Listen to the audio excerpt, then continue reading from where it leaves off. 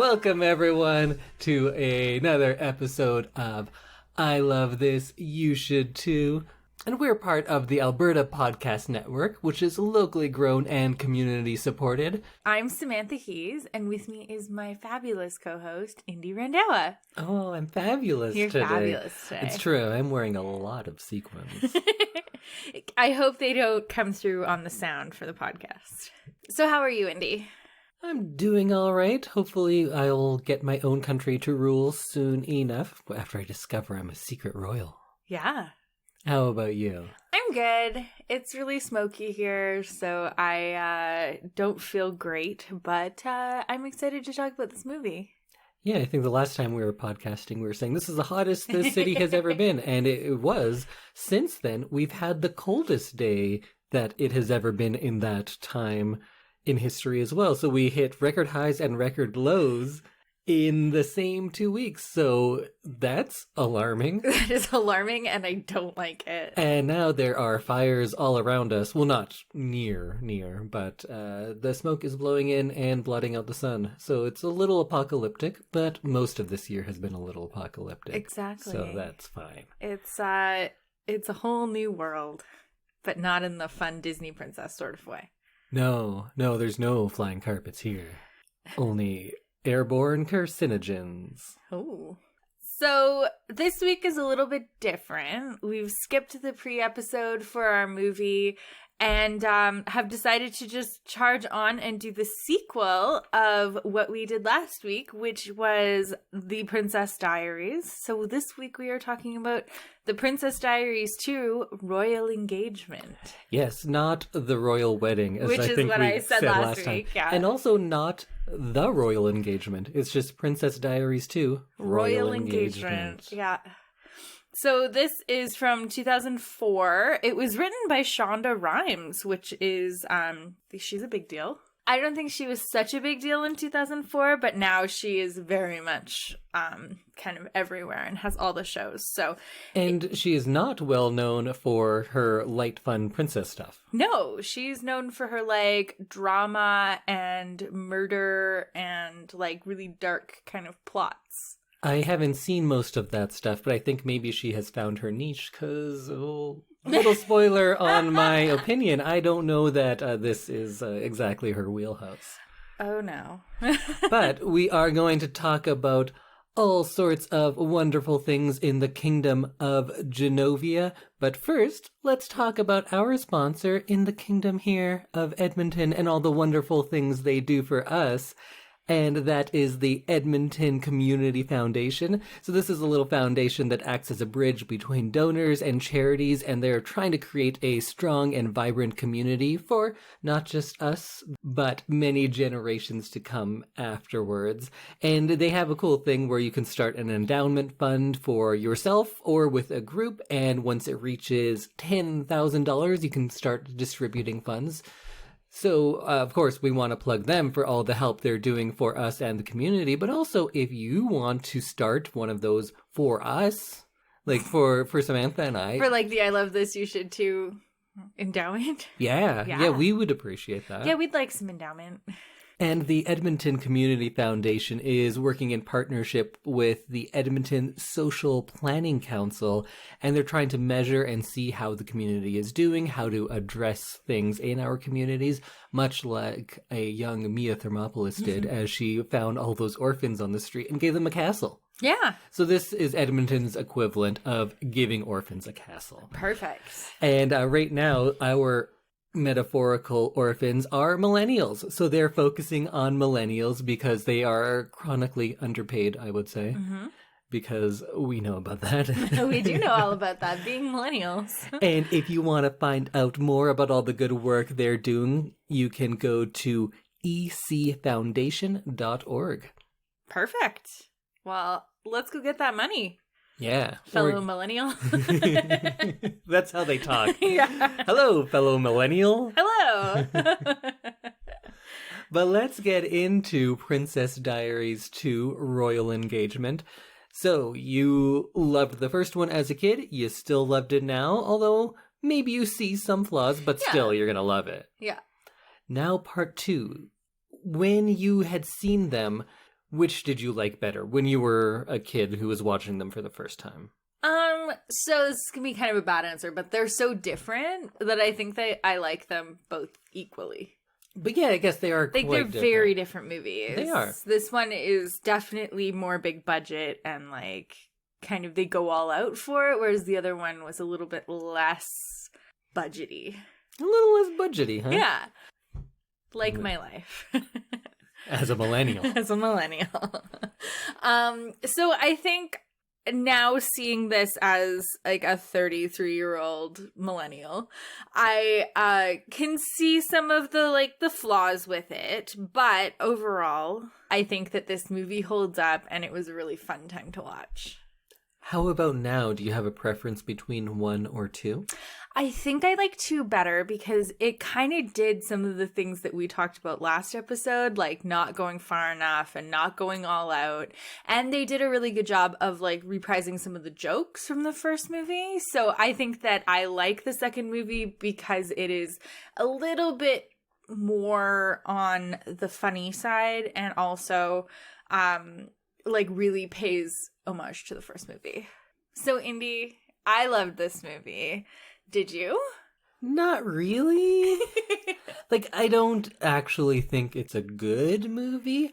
I did enjoy watching it, though. Mm-hmm. And I think that's what you can hope for. I don't think you were really expecting I was going to love this movie.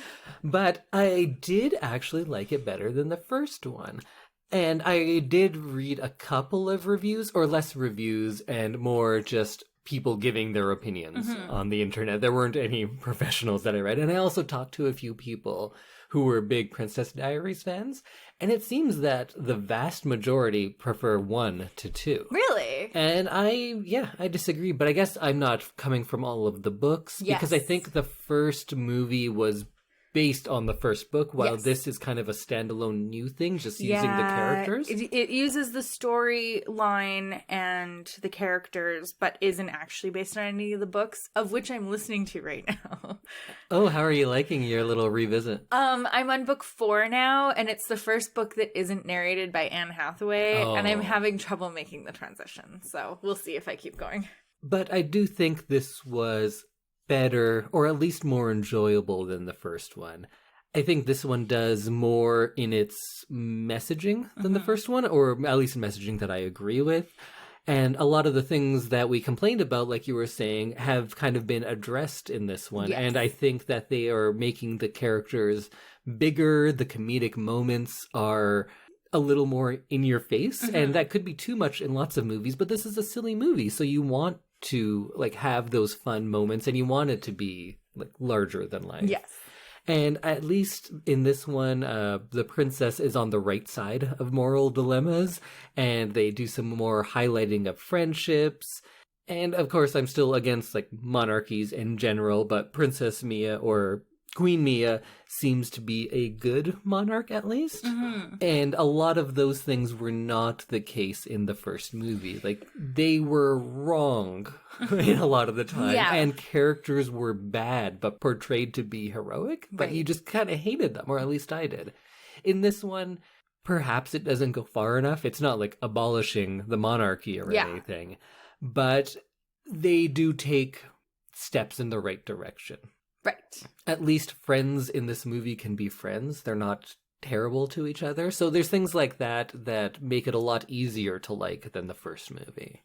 Have you read all of the books ever? Yes, I read them all like when they were coming out. So in the last one, doesn't she... A spoiler for the last Princess Diaries This might book. be a spoiler for me because it's probably been since like the moment it came out that I read it. Do you want to hear? Yes. I believe she does abolish the monarchy and turn it into a parliamentary system. And that, you know, of course, I'm on board with. You are a fan of the parliamentary system. Well, over monarchies. Of course, yes. Sorry, I should have added that.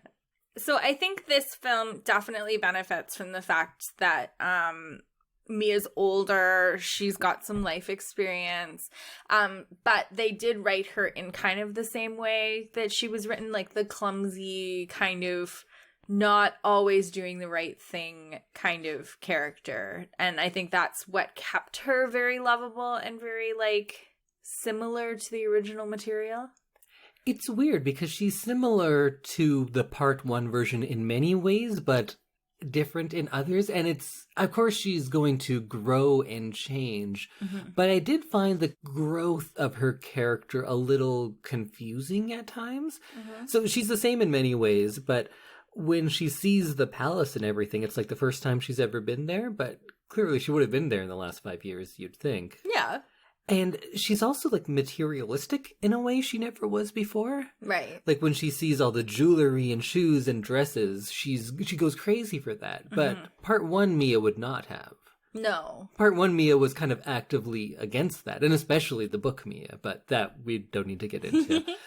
And she's not really skeptical of things anymore. Right. She's fully in on everything. And I guess that is something that she could have grown into, but that seemed to be a central part of her character. And that is a little bit gone now.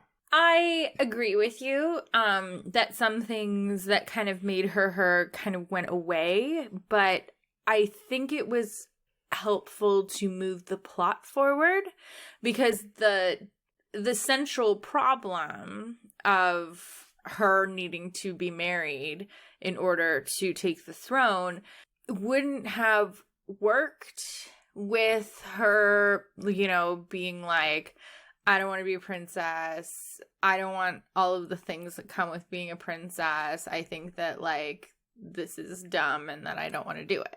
No, but I don't think she was ever that far, but she could have very much been against the order of her having to be married, and I guess that's a whole different movie. If she's like, no, I'm against this, I can be my own queen, I don't need a husband, and then she falls in love against her will, which is, I think, a fine plot, but not the plot of this movie. So I don't think she needs to be just against everything, but she is definitely approaching this whole life and this world in a different way. Yes, but I think it's because she's, like, decided that, okay, this is my life. True.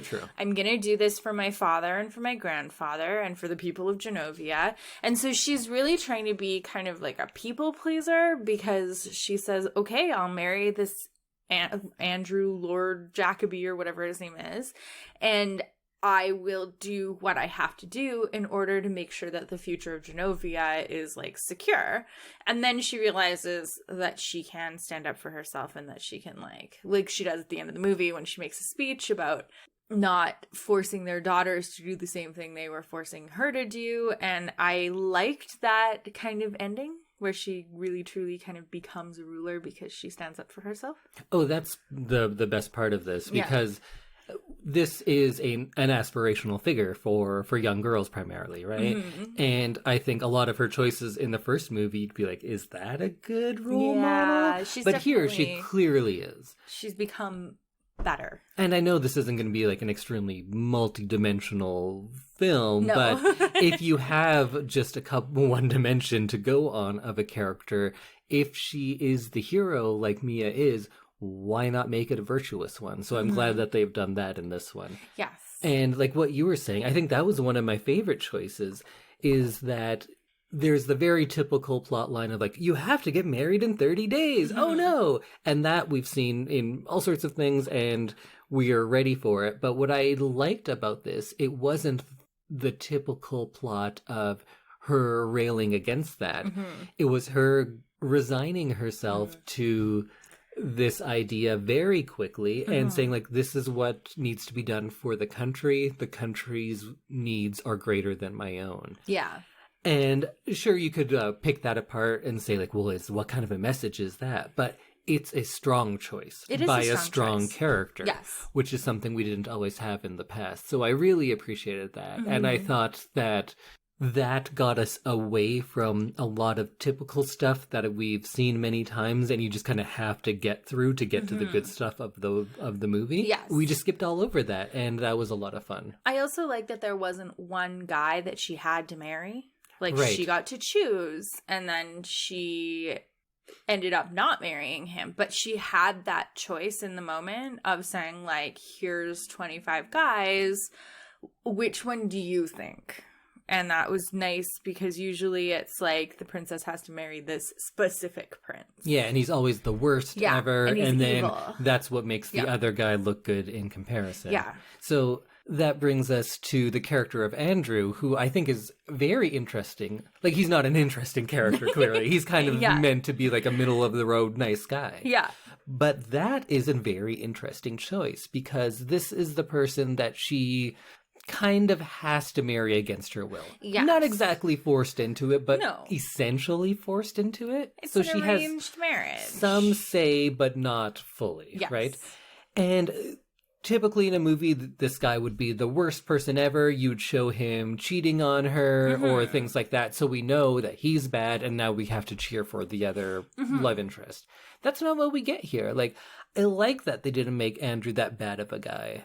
And avoiding that choice makes it really interesting, because Andrew is like a good and loyal person. Yes. Right? Yeah. And that's a really interesting choice that this movie makes, that both of them are all about loyalty over anything else. So even when Andrew discovers that she's been with whatever Chris Pine's character's name is, Nicholas Devereaux, even when Andrew discovers that, he says, like, yes, that's bad, but you know what? We're going to move on for the good of our two countries. He seems to be like a really good guy and really comparable to Mia in this way. Yeah, he seemed like if Nicholas wasn't a factor, he would have actually probably been a very good, like, co-monarch.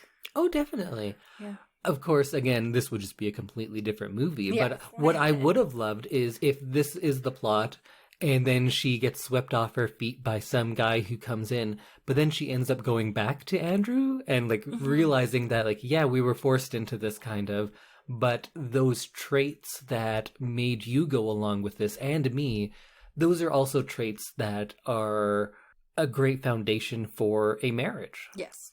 That would have been really interesting, but that's, again, a whole different movie. I like that idea, though, like getting put into a arranged marriage and thinking it's going to be terrible, seeing this romantic person that comes along but and then has no stability, and then you realize, like, you know what, I actually had something really good there. Not the movie, though. No, but that would be fun. But it is an interesting choice that they made him a good guy. And he gets together with Nicholas's girlfriend at the end? Yes, Lady Alyssa. Funny, because they're both, like, just nice people. Yeah, and they go off and they have a nice time, I assume.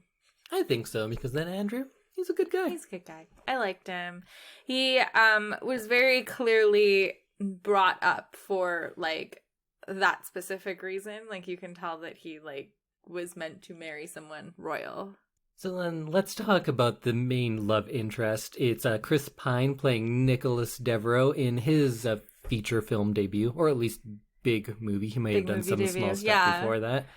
Like Anne Hathaway in the first one, the series really launched two very big names. It did, and I think that's kind of neat. That this, like, these Disney movies were very much like the start of two huge careers. Well, I think if you go back, Disney really started a lot of careers because they have so many young talents throughout their system. Yeah, all their children's programming really launches a lot of careers for future actors.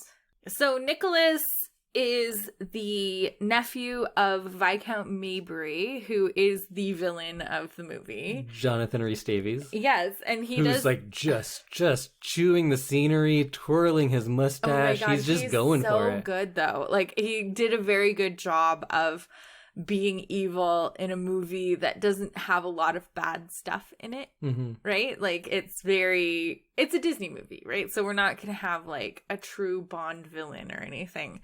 But Viscount Mabrey thinks that Nicholas Devereaux is the next heir to the throne and not Mia. Right, and he brings that up and everyone's like, oh, okay, cool. Nobody fights it. Nobody says where Why did they not know about him then? Yeah. It's not like his birth was a secret. No, I feel like royal family trees are very, like, well documented. Yeah, clearly. And then also they go to the parliament and say, like, hey, he's going to be king now. And they're like, let's give her 2 years. No, 1 year. No, a week. 90 days. How about 30 days? Oh, okay, 30 days. That's how their parliamentary system works? Yeah. Oh, that country is going to be in shambles. Yeah. Well, no, they have Mia now Yeah, but she doesn't do all the lawmaking day to day. If there's like a new trade agreement comes in, they're like, all right, let's ratify this. No, I want to reject it. How about we do 20% of it? Yeah, sounds good. That's not how the world works. You can't do that. 10 days. Yeah. Okay, we'll do a free trade agreement for 30 days. See how it goes. But back to Chris Pine. Yes. So I did cut some stuff from our last episode because you went on about the Chris's for quite some time, and we kind of got away from it. I kept a little bit of it in. But one of the things you mentioned is that in your book club, yes, who I'm guessing are all females in their 30s? Yes. They choose Chris Pine unequivocally as the best of the Chris's. I believe so, yes. And that is the consensus. Yes. I don't get it. Please explain to me. I don't know why. I like Hemsworth too. Okay. But I don't know. I think he seems more down to earth, maybe. Yeah. So he's like an accessible attractive, not like so attractive. He's not the God of Thunder. Yeah, like he's like so inaccessible to you. Like, whereas Chris Pine kind of looks like a guy you might meet at the pub. Okay, I could understand that. He looks less out of this world, which is not a bad thing. Like, he's still very attractive, but he's not like the God of Thunder. The God of Thunder. There you go. Right. I guess maybe that's it, because I've talked to a few people in the last few days as well, and it seems like women in their 30s, who are most of the people that I know, really, they all really love Chris Pine, and I have nothing against him. I don't think he's bad at anything.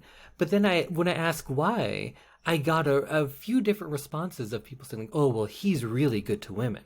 And I said, what are you basing that on? And they just go, just look at him. So I think maybe he has done great things, and he's like a super nice guy. I don't know that that's not the case. But nobody could explain to me outside of just having a feeling of him being very good. So if you out there are a big Chris Pine fan, let us know why. I'm not saying he's bad or anything. I just don't quite get it. Because even you, when you mentioned that all of your book club friends like him the best, I said, why? And then you said, did you ever see him in that sweater? And I said, no. But so it's just kind of like a general aura he has, which I think I'm not privy to. Yeah, maybe. Because I know him as Captain Kirk, and he was like a womanizing asshole there. And then I saw the first Wonder Woman movie, and I think he was nice, but I thought the movie was just all right. And I think he might now be coming to the Marvel Universe because he might be playing Cyclops in the future. Huh. And Cyclops is a dick, too. Right. So he kind of plays dicks in my experience, but I guess there's something about him that's very cuddly. Very cuddly. Yeah, I don't know. I'm having trouble coming up with reasons of why he's the best Chris, but he's the best Chris. So you might not be in the majority of this, but in this movie, is he good? I think once he stops listening to his uncle, I think he's good. Yeah, I guess his character does turn out to be like a nice guy, true. Yes. But is his performance in this good? I think it's good, but shaky. Okay, go on. I think that and I looked up his Wikipedia profile, and this was his feature film debut. So he had some growing to do, I think, as an actor. Into his hair. Into his hair. But it was ridiculous. It was very big. I wrote down that he looked like the lead marionette from the Team America World Police. Oh. He totally does have that hair. Okay, you're right. Again, I don't think he was bad in this movie, but I don't think he brought anything that pretty much every generic kind of handsome guy could have done. Mm-hmm. And he may be great now. I haven't seen a lot of his stuff. But in this, so many people said, like, oh, but wait till you see Chris Pine in that movie. And I was like, oh, okay, he's going to be great. And I'm not above, like, being charmed or thinking a man is really handsome. But I didn't really get it in this one. Oh, okay. I thought he was handsome and charming. Really? Yeah. See, that always worries me because then you also think I'm handsome. And charming. Yeah. Yeah, you are. See, again, I think you have low standards. No. Neither of us are that great. I don't have low standards. You have odd standards. I think you and Chris Pine are equally charming and handsome. I will absolutely take that, but I disagree. And also, I don't think he was handsome nor charming in this one. Oh, okay. I think he grew into his face and hair. Everyone has to. Not everyone does. He has, though. Conan O'Brien's still going. True. He's like super tall, still hasn't grown into his head. Small head, yeah. No, giant head. Giant head? Yeah, it's huge. Small face? Big hair. Big hair, big head. Interesting. Yeah. Anyways. You'll get there, Conan. I don't think you will. So, we both think he kind of grows into a nice guy. But he's like a jerk for no reason before that. Yeah. I think it's before he realizes that Mia can actually, like, do the job. But I thought he's driven out of fulfilling the wishes of his uncle and apparently his father. Yeah. But the way he goes about it, it's not like a man who's determined to do the right thing for the country. Mm-hmm. It's just like a dick who's trying to screw with someone. Yeah. And I know that's kind of just a central conceit of these movies where someone's going to be a jerk and then you have to fall for them. It's like the love-hate thing. I hate the trope. I think it rarely works, but I don't think it worked here because I don't feel like they had anything like that spark. And again, a lot of people disagree with me. They're like, oh, but they were so good together on screen. I didn't see those scenes. Oh, see, I thought they were. Tell me about that.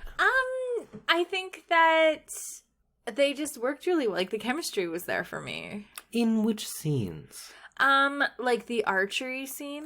I was gonna say, there's a scene where he says, just pull and release. And then she goes, oh, and they both just look at each other and you're like, oh, okay, I guess that's the moment. Mm-hmm. But I didn't feel like anything actually happened with their characters or their performances. I feel like we as an audience just pick up on the cue of this means now they are in love. I don't think anything actually happened in those characters. And I feel like she falls for him based on things that the audience saw and things that happened in the movie, but not things that she ever witnessed herself. Oh. Because we do get to see a little bit more of his character and realize that he's not a bad guy. He's just going along with what his uncle is saying. She's not aware of any of that. She just sees all the terrible things he does to her, but still falls in love with him. And I think it's based on the collective goodwill he's built in the film, but not towards her. He hasn't done anything good towards her. He's only been there to ruin her day every time he's been around. But yet she still sees the good in him based on things that she wasn't in the room for. But because the audience is aware of it, we feel like, oh yeah, this is deserving and it's due now that they fall in love. Right. I see what you're saying. I think it could have been a more fun thing if they were kind of like a competitive couple, almost. Because they're both vying for the same throne, right? Yeah. So if they were constantly like one-upping each other, rather than just him coming around every now and then and like being mean and someone falling in a fountain, if they were constantly trying to outdo the other one, I could more easily see that competition transitioning into romance than just somebody essentially bullying someone and then that transitioning into romance. Because the few things we know about Mia and romance is that she thought this bully, it makes sense. She loves bullies, remember? Yeah. Oh, she just has self-esteem issues and feels like she needs to be bullied. Yeah, she's a type. Oh, I don't think that's intentional, but I think that makes sense. It does make sense now that you point that out. Because there was like the nice guy who has the same end goals as she does, who she's not into. But this guy comes along and is just a dick, and she's totally into it. Weird. Now I'm going to have to rethink this movie. Another thing. So he is kind of next in line for the throne if she can't fulfill the not marriage. Being a single woman. Yeah. So doesn't that mean they're closely related? It sounds like this is like a different branch of a very ancient king's family. Okay. I wasn't clear on that. It doesn't seem like I haven't seen a family tree, but it sounded like he was going way back to some like old king that might have had a brother.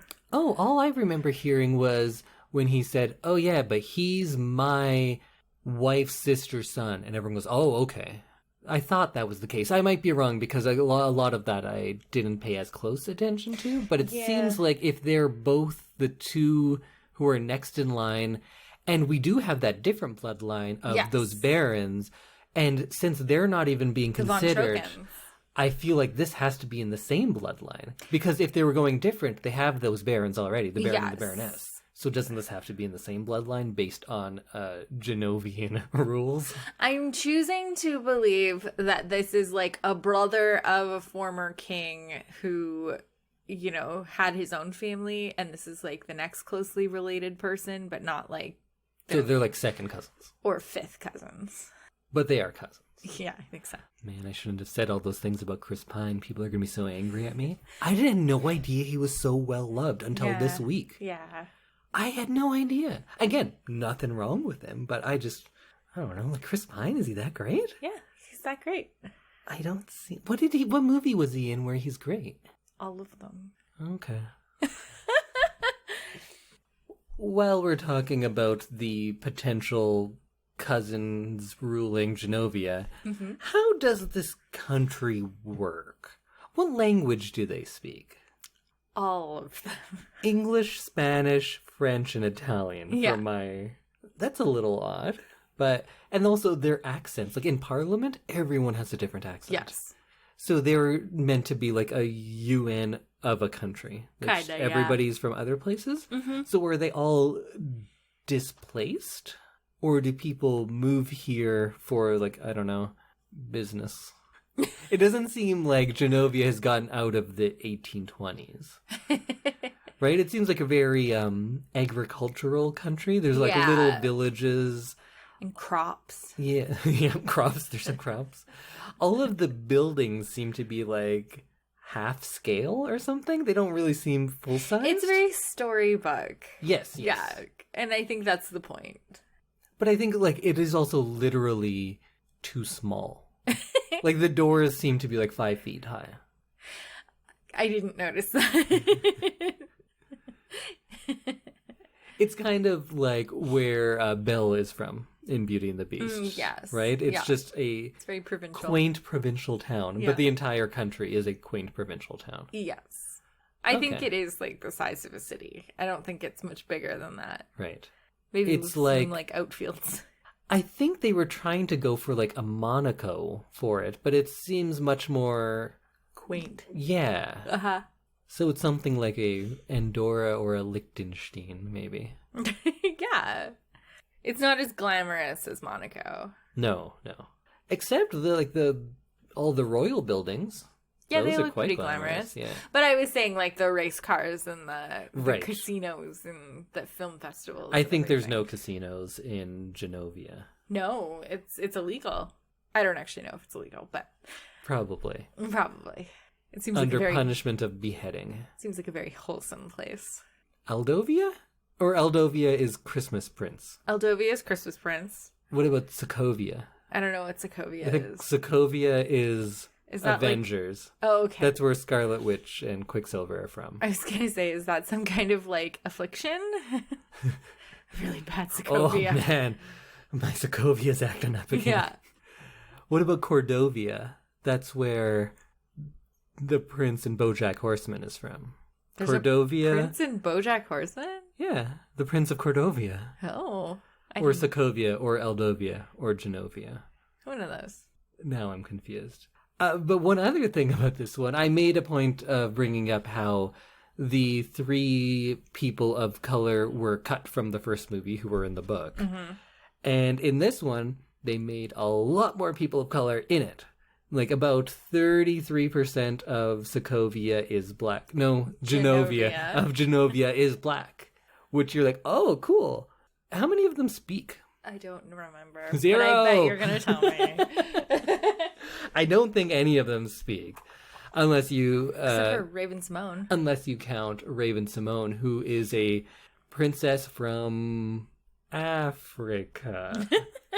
It's another case where Africa is just like a nebulous country. Yes. It doesn't have specific countries within it. It's just like, yeah, Africa. Yeah. And she's wearing like a Halloween costume version of what an actual African person would wear, and that's a little But, whatever. You're just looking at me like, get on with it. No, it's racist. We know. Move on. I'm listening. I'm absorbing. I liked Raven-Symoné in this movie. Why? I don't know. She seemed fun. She was like kind of a new vein of Mia's world of having like friends who were also royals. All of her princess friends. All of her princess friends. Which we have to talk about the Princess Slumber Party. Yes. But let's talk about Raven first, that she's just this generic African princess. Sometimes she has an accent.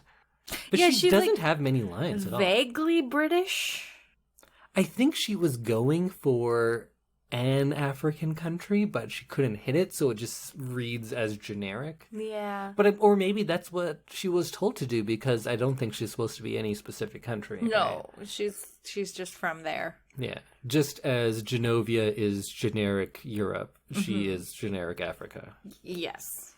So I like that you get a feeling that Mia has this new part of her life that she didn't have in the first movie, where she has friends who have the same kind of like problems and like situations that she can kind of like hang out with, who kind of understand what she's going through.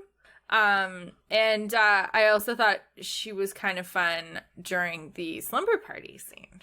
Let's talk slumber party. Do you want to hear a very shocking thing? What? Loved it. Me too. It was the moment where things got as big as they were going to get during the movie. This movie is for, like, 10-year-old girls to watch at slumber parties and have fun. Yeah. Why wouldn't you lean into that? Exactly. Like, in the first one, they made all sorts of choices where I was like, what is the target for these things? Yeah. This one knows a little bit better, and I appreciate that. Mm-hmm. Yeah, it's silly, and did we need Julie Andrews to surf down that thing? Probably not, but it's fine, it's big, it's funny, and you're going to have a good time when you're watching it with a group of your friends having a slumber party of your own, and you're going to try to reenact that on your stairs, and you're going to break your leg, and you'll be like, well, Julie Andrews did it, and your mom's going to be like, well, she's Mary Poppins, she can fly. I can totally imagine this conversation happening at like your brother's house with the girls. I like that she did say like, oh, I don't slide much. I'm much more of a flyer or something like that, right? And I think that's a little Mary Poppins reference. Yes. That was fun. It was cute. And it was nice to see Julie Andrews in like a fun role. And singing, which is great. And you'd think that me, being the personality and the critic that I am, I'd be like, why are they singing now? Of course they should sing now. Fun. It's a fun sleepover movie. Yes, you should have a song. Yes. What I do think is, why was Raven-Symoné singing? Yeah, why wasn't Anne Hathaway singing? But I think this is before she had kind of like sung in movies. True, but she can sing. She sings like 2 lines in this. Just one, yeah. Okay, and it's great. It is great. It's better than Raven-Symoné. But Raven-Symoné, I think, is only here so she could be in the trailer, and because she was a big, like, Disney Channel star at this time. Yes. So that's why she's put in here, and they're like, come watch this movie, Raven-Symoné sings. And I didn't realize that she was such, like, a huge star at the time, because to me, she's Olivia, always. From The Cosby Show. Oh, yes. No, she had her show, That's So Raven. Yeah, and I think this was at the peak of that.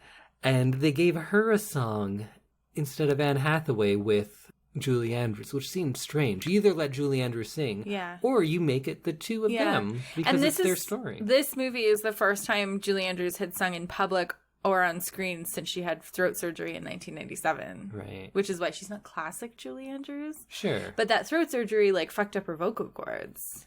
And I never thought she was bad or anything. No. I think the song's not great, but no, it's whatever. not a great song. It should have just been her and Anne Hathaway, though. It should have. I would have loved that, and that would have been wonderful. Why was Lily there? And not just, like, there at this party, in this movie? As a throwback? I guess. That's the only big reason I can kind of see her being in this movie. Is like she adds nothing to the plot. She's a throwback to the previous movie. And same with her mom, right? Like, Right, and they hardly even brought her mom into the movie at all. She appears like in the last minute to go to the wedding. And she's in like the first 2 minutes. Yeah, I had forgotten all about the mom. And then when she appears like, hey, look, I made it. I was like, oh yeah, why weren't you here this whole time? I'd be like, your daughter was going through some shit. Yeah. You should have been there. She's getting married. I'd be on the phone and be like, Mom, I have to get married in 30 days. And I think my mom would be like, I'll be there as soon as I can get a flight. Let's work this out. I guess she was busy having a baby. Right, she was pregnant. Yeah. And then she had a newborn baby, Trevor. Trevor was the baby's name? Yeah, babies are a funny name Trevor. for a baby. It's my baby Trevor. Yeah. I think that might be the name of the baby from the books. Because in the second, third, and fourth book, the mom is pregnant with the algebra teacher's baby. Debate. He's a debate teacher in the movie. In that school, they just teach everything in one room from one teacher anyway, so it's probably fine. Big tuba. Yeah.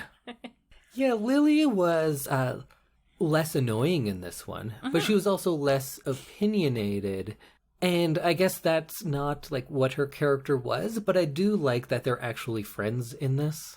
Because, like I always say, there's just not enough female friendships that are not competitive in film. So I like that they had that. But then you're also like, why is she here? Mm-hmm. Also, Lily should be gay, right? Yeah. She has a lot of gay coding going on. And they should have just gone with that.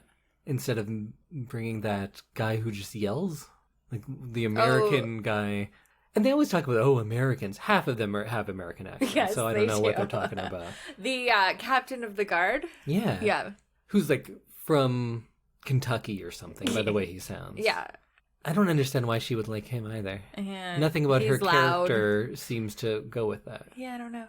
I don't have a good answer for that because, Lily is still a bit of a throwaway character, but I like her better this movie. Yeah, she does much less, but she's less annoying. Maybe that's why we like her better. Yeah. It's very of the time, their acceptance of that one gay prince. Yeah. That is kind of like the way they do it. They don't go as far as making like a character in the movie gay because it's still Disney and it's still 2004. But they're like, yeah, it's cool to be gay. #1 thumbs up. So it's just like kind of like a approval in passing. They're like, we don't really want to talk about it. We're still Disney, but hey, good for you. Yes. Yeah, it's kind of like of the time. Yeah, it's not progressive of its time. Yes, yeah. It's not like ultra progressive like we are now. Oh yeah, we're so progressive now with all of those gay characters we have in movies. Like, I'll get back to you. Okay, great. I feel like we should probably talk about Queen Clarice and her bodyguard, Joe. My boy, Héctor Elizondo. I really like this side story. I think that it's very sweet and speaks to the fact that both of these characters are kind of going into retirement. Mm-hmm. And he's spent his life devoted to her, and now he wants to like live his life openly with her. Yeah, it was sweet. I'm glad that Joe gets his happy ending. Yes. And I love that they get married instead of Mia. Yeah, that was kind of, like, of course, ridiculous because of the movie. It's so over the top. But it's pretty funny that they're like, hey, we're not getting married. You want him? Like, yeah, sure, we'll do it. And how the queen just goes like, hey, I wouldn't have any sort of relationship with you in the past. Want to get married now? And he's like, yeah, I'm game. Let's do it. I think it's at the point where they've spent so much time together that it almost feels like they have a relationship. Definitely, yeah. And I think that there's more behind the scenes that we don't see. Oh, sure. Yeah. Yeah, they were banging every night. I do not wish to think of lovely Julie Andrews as banging her bodyguard. Well, she was. Ew. Yeah, I like to think that in the first movie, I kind of had this idea of Joe having this whole family at home. Like a wife and like 4 kids who are kind of huddled around their table in Eldovia, just kind of waiting. Genovia. So, when's Papa going to be home? Are they like devil children? They're just British. Oh, okay.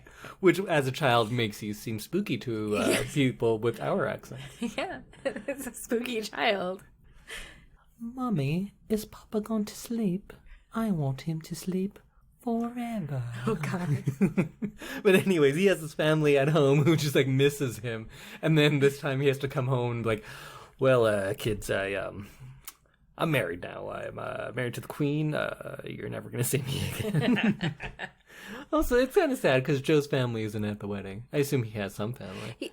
True. Very true. Or maybe he was just raised in a line of people whose job is nothing more than to care for the queen. Maybe Security. they are taken away from their families. Yeah. That's probably what they do in Genovia.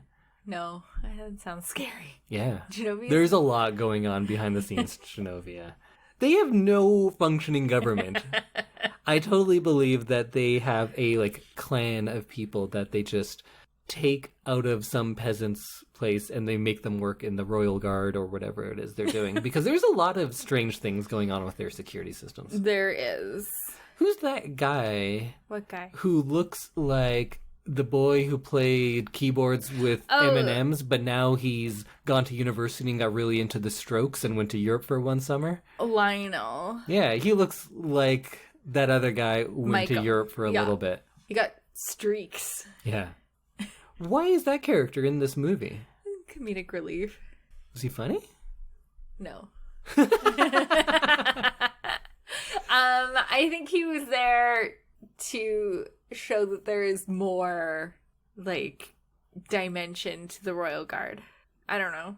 It seems Isn't it Charlotte's nephew? Who's Charlotte? Charlotte's the one that you said you liked.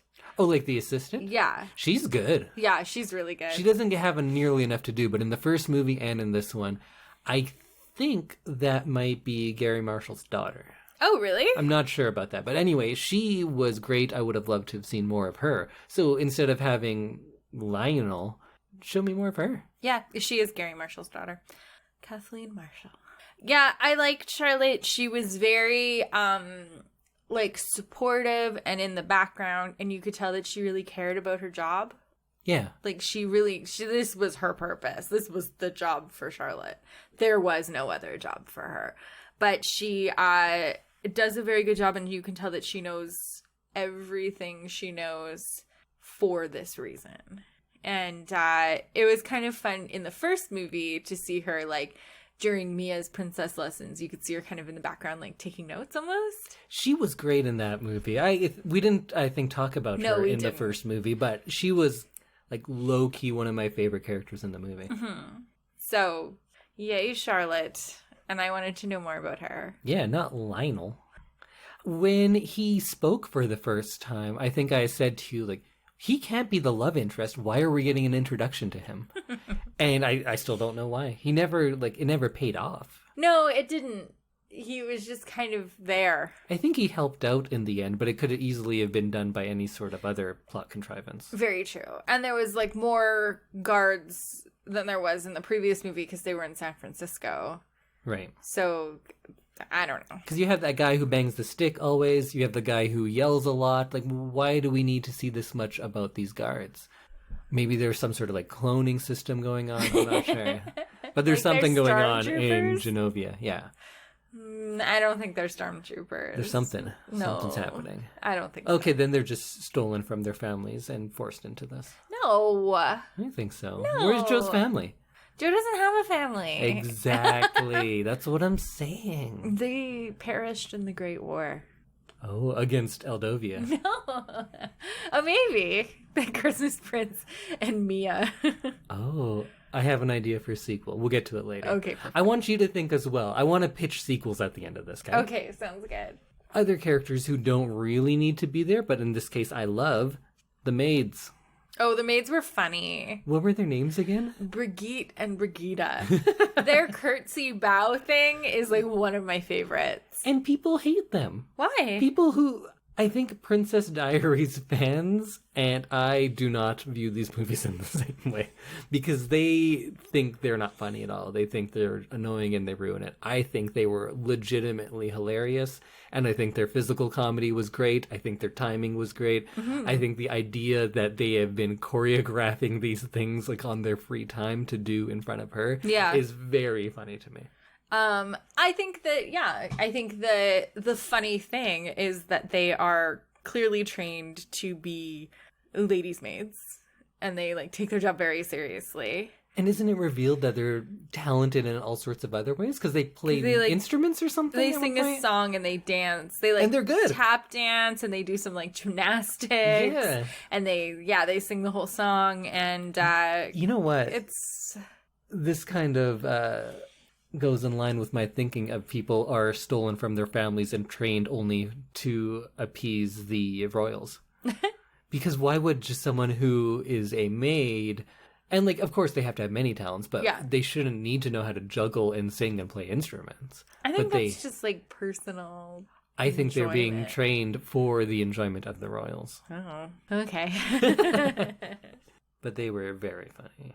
They were. And I enjoyed them, like, covering for Mia. I enjoyed that, like, hide-and-seek game that they were kind of unknowingly playing with Mia. And they're, like... dumb's the wrong word. They don't seem that smart or capable of they're like clueless selectively, but yes, brilliant in other ways. Exactly. Yeah. So they're like, oh, it was a ghost. See that too? Yeah. That was hilarious. I think they were maybe my favorite characters. Oh. Second favorite. Second and third. Who's your first? That Louis. My boy. What about Charlotte? Charlotte might have dropped to 4 in this one. Her or Joe is 4. There was a lot more Fat Louis in this movie.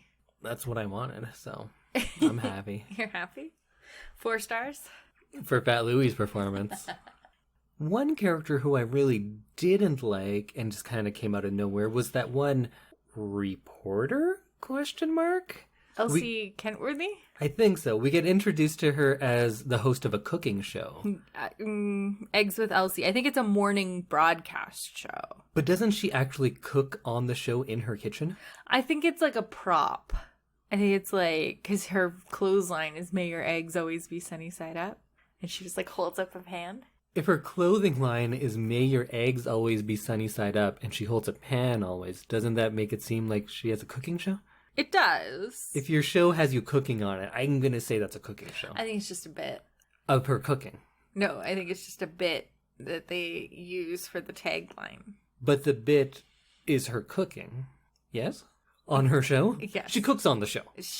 I guess, yes. But it's not a cooking show. No. It just happens to be a show where she cooks every now and then. Yeah. And always. She just always cooks on it, but it's not a cooking show. Yes. Okay. I would argue that is what makes a cooking show, but... I don't think she's making different things every morning. She makes eggs on the show every day. Okay, well, because it's not let's break it down. It's not a cooking show. It's just an egg show. It's her over coffee discussing royal gossip. Okay, I see what you're saying. Or like Genovian gossip, and the line is... "May your eggs always be sunny side up," and it's like she holds up a pan that's probably like made of painted plaster, not actual eggs. It's odd that this gossip show is invested so heavily in eggs, though. It makes it seem like it's a cooking show. Yes. Maybe it's sponsored by eggs. I was about to say, like, you can't get sponsored by eggs, but you absolutely can. There's a billboard for turkey we can see. There's I believe, an Egg Council of America. Oh, yeah. Like the Milk Board. Yeah. I have a cousin who used to work for the Milk Board in Alberta. Was it delicious? I don't know. I think he got free milk. I think he got milk to take home every week. Well, that's pretty sweet. I don't know. I'd have to ask him. So you'd say working for the Milk Board involves milk. Yes. So wouldn't a cooking show... It's not a cooking show. Wouldn't a show where you're constantly cooking be a cooking show? I don't think she's constantly cooking. But she cooks every day on it. I think she just holds up a pan with an egg in it. Okay. Anyways. That's like saying, I once touched orange juice, now I'm a juicer. No, it would be like saying if every day when you said good morning to me, you were juicing an orange. And you're like, oh yeah, but I'm not like someone who juices oranges. That's not my bit. And it's like, but you constantly are doing it. And you're like, yeah, but that's just like a background thing to what I'm really into. And that's competitive chess. You don't notice that I'm always juicing an orange. But I'm thinking about chess. I'm like crying. Stop. So She's a television personality, is her job? Yes. Okay. And she's just got a hidden egg sponsorship. Okay. You know what? That is conceivable. That she works for the Egg Council of Genovia. She has a sponsorship for them. It's sponsored egg content on her breakfast show. And her contract says you have to crack open an egg and then hold it up to the camera. And then along with that, she also does like investigative journalism where she's like sneaking into places and stuff like that. And also just like typical paparazzi stuff too. Yeah. She must be busy. She doesn't see her family. Oh, she was taken from her family and bred for this, is what you're saying. I think so. Interesting. Like a stormtrooper. Yeah. No, I thought they were all clones. Right. Well, depending on which movie, the clone troopers were all clones, but then they get away from the cloning process and you can actually be like recruited and you like people go into it. Because Luke had talked about like people he knows like going into being stormtroopers. It's a thing. I didn't know that. It's a viable job option. Just like how in the US you can be like so poor and you can't like afford anything, so that's how they get people to go into the army. It's the same with stormtroopers. Right. And Genovian Egg Council workers. Yeah, the Genovian Egg Council workers. Like, what's her name again? Elsie Canterbury. Elsie Canterbury. Is she Scottish? Irish? Genovian, I guess. But she's Genovian. her accent is She wears not. a lot of plaid. I don't remember her accent, but I think it was one of the two. I think it's Irish. And I can tell the accents apart when I hear them, but I don't remember what hers was. Yeah. My Irish friends are going to be so angry at me. I don't have any Scottish friends, though, so whatever. Why was Stan Lee in this movie? I forgot about that. I don't know. Hollywood? Yeah, but this is 2004, so it's not like those Marvel cameos were just a thing everyone knew about. Mm-hmm. And also, is there a lot of overlap with the people who know what Stan Lee looks like and the people who love Princess Diaries too? I don't think so. Yeah, weird choice. I like that they brought back the It Happens All the Time guy from Pretty Woman and the first movie. Where she loses her bracelet at the beginning of the movie. I wrote down at the beginning of this in my notes that I'm glad they're not just using full songs as the score like they did in the first movie. Because in the first movie, they would put just full songs with lyrics and everything underneath while people were talking. Yes. And you shouldn't usually do that. It's a lot to listen to. It didn't work. No. And I wrote down that I like that they didn't do that. And then they totally did that later on a bunch of times. They lean hard into the music of the time. Yes. In both movies. They do. In this one, is like, is this a fully in earnest Norah Jones song? Yeah. And sometimes they were so, like, on point. Not on point. So specific to what they were talking about that it almost seemed like a joke. Yeah. But no, they're just going for it. No, they just like music over talking. Under talking. Yeah. And around talking. Over top of. Yeah. And there were a few times where something would happen and then there would be like a break and then a song would just burst in and like essentially narrate the rest of the scene.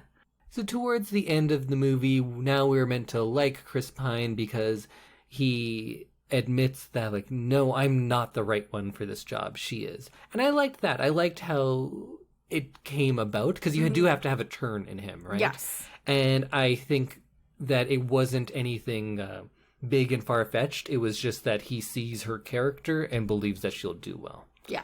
It's very simple, and I think it's more earnest that way. And it felt pretty deserved. Although I don't think that the love story felt earned at all. I do feel like her convincing him that she can do the job, that did feel earned to me. Yes. And I think, that has to do with him kind of being at the palace and seeing her in action. Yeah. But there's so many of those palace moments that could have been so much more fun with the two of them. Mm-hmm. I get that they both fall in a fountain. Like I get that is what fun is, apparently. But there's so many more options. You don't love falling in fountains? I think it was like Gene Siskel who said that if there's a comedy and you see a fountain, someone has to fall in it. Right. It's just like a rule. And they definitely play to those rules in this one. Yeah, those moments, like, I think they were pushed pretty hard to kind of remind you of who Mia was in the first movie. Yeah, but in these, it seemed more mean-spirited because he was often antagonizing her or being the cause of it. And it wasn't her falling and being like, whoops. it was her falling and being angry that this guy is stealing her life from her. Mm-hmm. And when you like think about it from her point of view, and there is that one scene where she's saying like, just leave me alone, you're ruining my life. Yeah. It's serious. It's much more dire than most of the movie lets on to. Mm-hmm. I agree. And I felt like that could have been more fun because there's a lot of really silly stuff that's over the top, like Mary Poppins surfing a mattress. And then you have this woman who's crying because she really believes her country is going to be ruined. And there's a lot of dissonance there, and I'm not exactly sure how to navigate that more effectively, but I don't think they did particularly well. So, Indy, you said you had a sequel to pitch. I think I might have two now. Oh, no. You get one. No, I think you might want to hear both. Okay. So I think there's one that I want, right, of course, but is not going to ever happen. So then I thought, while we were talking, what is something that could actually happen as a sequel? Chris Pine is Cyclops. That would work. That was mine, was then they end up being in the MCU. Whoa. Yeah. So my first one that I think I could actually pitch to Disney. We pick it up years later. She now has 2 twin daughters. Mm-hmm. Let's say they're, 7, 8, somewhere around there. One of them is a very prim and proper and loves all the royal things, loves tiaras, and the other is a free spirit who loves playing in the mud and she loves art. But at this point, because Mia is a queen and she's busy all the time, she doesn't spend nearly enough time with them. So she doesn't even realize that these two are kind of like two halves of her. But then there has to be something that happens where she's like forced to take a vacation or take a break, or something comes up that they all have to go together. And she takes them back to San Francisco and to meet their grandmother and all of these things. And in doing that, they both learn that they are both their mom. They'd felt like this big gap between them. So now they realize like, wait, our mom does love us. And we are just like her, but we're each one part of her. Right. And she teaches them that, yes, you are these things, and yes, you are yourselves, and yes, you are good enough. Then, what I think they would really like is then after Princess Diaries 3, that's the movie I just described, we spin it into a series, and it's those two, and they're either getting into hijinks around the castle, or they're going to different countries with their mom. But because it's like a Disney series now, maybe we don't have Anne Hathaway in all of them, but she appears every now and then. And it's about these two twins like getting into mischief, and they're kind of an odd pairing, but they still love each other, and they each bring something different to it, and they're getting into mischief all around the world. See, that could work as a show. That could work as a show, actually. That sounds fun. Disney Channel show? Yeah. All right, what's your pitch? My pitch was that we bring the Netflix Christmas movie universe into the Genovian world as well, because we have all these visiting princesses and stuff in her bridal shower scene, the sleepover. What if the queens and princesses from the Netflix movie universe are in with Genovia, and they form some kind of like all-female UN between all these tiny little nations, and they promote peacekeeping with their little countries. So we see like military peacekeeping forces going and like helping out in Sudan and stuff? Yeah. Because that's something from the book, is that Mia is very, like, she's very into, like, Greenpeace and, like, saving the whales and stuff like that. So I feel like that could be, like, a fun kind of vein. Ah, okay. Where it's, like, all women and they form this, like, conglomerate, basically. Conglomerate makes it sound a little scary, but I'm with Okay, maybe conglomerate's the wrong word. But union, yeah. Like a all-female UN where they go out and do good deeds. Like a superhero team. With their powers, yeah. Oh, they have superpowers. No. I meant with the power that they have as monarchs. Oh, the power of the money that they take from their people. Now you're making it sound bad. Well, that's what a monarchy is. Right? Yes. I get it. That sounds good. Yeah. I'd watch that. What would we call it? Princesses United? Princess United, Princess Power. Princess Power, the PP. Yeah, I don't know. We'll workshop the title. Yeah, the PU and the PP aren't the best initialisms, but... Maybe it's RU or RP, like Royal Power, Royal Unite. Royal Unite, I like it. So, Indy, you said you had one last one. Well, now it's developing because I also want to bring in that Netflix Christmas universe. Because what I want to see is Anne Hathaway on a horse in a full suit of armor, but with like the helmet off and she's like smudged or bloody on her face and just swinging a sword in battle. That's what I want to see. So now I think, like, how do we get to that movie? So it's 10, 15, maybe 20 years later. Mm-hmm. Queen Mia has been ruling, but her people are not happy, possibly because many children are snatched from their homes and forced into either the royal military or being a egg council spokesperson. So Julie Andrews is quite ill at this point, the Queen Mother. Is that what she'd be called? Yes. No, she'd be the Dowager Princess. Or the Dowager Queen. Dowager Queen. Yeah. Yeah, so the Dowager Queen is, like, on her deathbed, and she says, like, oh, you need an heir. So we have Chris Pine is still there, but I think maybe he gets killed pretty close to the beginning in a terrorist attack because the people are rising up against the Thermopolises. And then taking advantage of this civil unrest comes the Aldovian army. Oh. Is that Christmas Prince? Yes. So then he's leading this army, and they're like, oh, the Moldovan? What's this country? Genovia. So Christmas Prince thinks these Genovians are falling apart. I'm going to take over. And he leads them in, and Mia has to stop all the civil unrest and fight off this army. Mm-hmm. So she's like, you know what? I've been trying to be this charming, sweet queen this whole time, and it's getting me nowhere.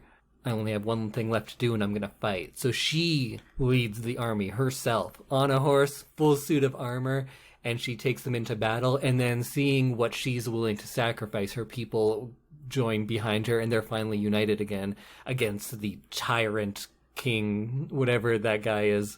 Oh, yeah. I can't remember his name. Andrew, maybe? Sure. Or the tyrant queen who's always wearing her stupid Converse, even though... Oh, yeah. And she doesn't know what's going on. She doesn't know the people, but Mia does. So she takes them into battle, and I think it will end with her decapitating... Both of them at the same time? The Christmas Prince. And killing him and saving her kingdom. And she will be the warrior queen Thermopolis after that. Oh, I like that. I'd watch that movie. I would watch that movie. It's just like dead serious the whole time. Yeah. Okay. I think Anne Hathaway in a suit of armor splattered in blood. Yes. People will watch that. I know I would. It's very like Elizabeth the Golden Age. Yeah, absolutely. Warrior queen. A little Joan of Arc in there as well. Yeah. And like taking back her power. Yeah. That's my pitch for a sequel. Especially since she's already like, I don't need a man to rule. Exactly. Yeah, this is the step. This is the next step, or 10 steps later, but... And then maybe the end of the movie is her, like, aged up quite a bit, and she's just sitting on a big throne with a fire behind her, and she's, like, drumming her fingers on the arm of the throne, and somebody comes in and is just like, Queen, the Cordovians have accepted your demands and have surrendered. And she goes, excellent. And we don't see her with any family or anything like that. She's just, like, taking over all of the fictitious kingdoms. Nice. Queen Mia. Queen Mia. The warrior queen. All hail Queen Mia. So our second sponsor of the episode is Alberta Treasury Branch. At ATB, they make banking work for you with expert and practical advice in everyday banking and investment planning expertise and management services with ATB Wealth. You can be confident that you're making smart choices when it comes to your money. They have a history of doing what's right for their clients, especially when times are tough, because ATB was built to help Albertans. For more information, visit atb.com. And I think that brings us to the end of our episode. Indy, you're still feeling pretty good about your don't love but enjoyed? Yeah, it's fun. I like that they go bigger with things, so I think it is more enjoyable than the first one. And also, there's less truly objectionable things like there are in the first one. The first one is, like, we use the word problematic a lot when talking about older movies, but it's not just because of how it aged, but just things that they don't consider. Like, why not make the friends friendly? Yeah. Things like that get overlooked in the first one for the sake of plot contrivances that in the second seem like addressed more properly, and I just like the people in part 2 a little bit more. Yeah. And it has more of a sense of fun and silliness to it, which I think serves a movie like this well. For sure. So I do like it better. It's not going to be the greatest movie, but I see the appeal of this movie for sure. Yeah. How do you feel about the second one overall? I still love it. I think it's fun, and I probably will continue to watch the first and the second movies back to back for years to come. Do you think the first is better than the second? No. I think they're too different for me to pick a favorite. What? You can still pick a favorite. No, I don't think I have a favorite. I think they are, in my brain, a package deal. I can't pick a favorite. Sorry. I think my favorite is Princess Diaries 3, The Warrior Queen. Okay, yeah. I think if that one comes out, then I will be in love with that one. Or Princess Diaries 3, Two Little Princesses? I don't know what we'd call that other one I pitched. Double Trouble? Double Trouble. Beautiful. Love it. Okay, well, we will see you next week when Indy reveals what we will be watching, and we go over some spoiler-free reviews of things that we are very into this week. And if you want to find us, we are on Facebook at I Love This You Should Too -podcast. You can find us on Instagram and Twitter at ILTYS and the number 2. And you can email us at I Love This You Should and the number 2 @gmail.com. And we will see you next week. Goodbye. All hail Mia the Bloody.